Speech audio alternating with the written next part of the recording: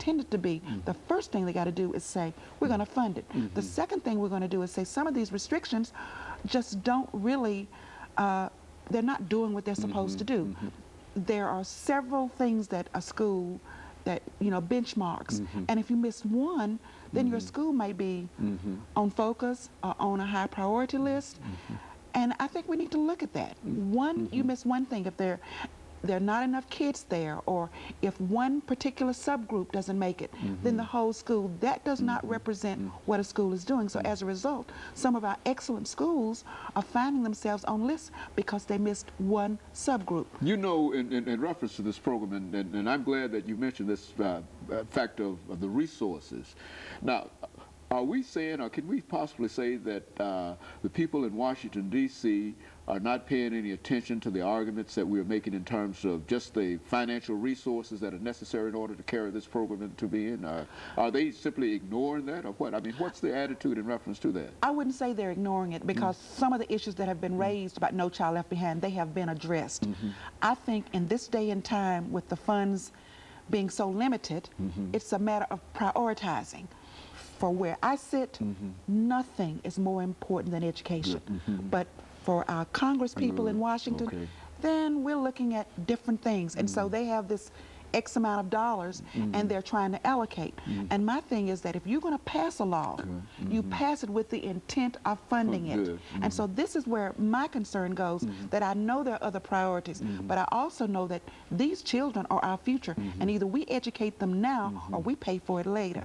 So if you're going to pass these laws, then you need to look at it. Right now, we're going through budget cuts. We're looking at the budget for all the schools around here, and I know that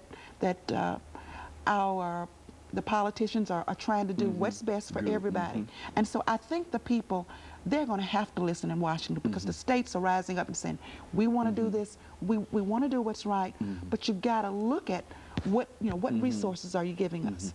Now, is it true that the National Education Association either threatened a suit against the federal government for not to? Is that true? I was reading something about that, and I think there is some truth in that. And I think, again, it goes back to the funding issue and some of the requirements. Some of the requirements in No Child Left Behind need to just be revisited. And I think what I'm seeing is that it's where the Department of Education has no choice. They have to know. And again, the intent is honorable. All the children deserve a quality education, but just the way we're getting there. And then I think that the people in Washington need to listen to educators. This is what we do. We have the background. We have some suggestions, some recommendations. Listen to us, and we are not, it's where we're looking for what's best for the child. I used to tell my teachers when I was at Tom Joy, if you want something from me, you talk about the children. What do the children need? And I think for our politicians, look at our children. These are the people that are going to be leading our world.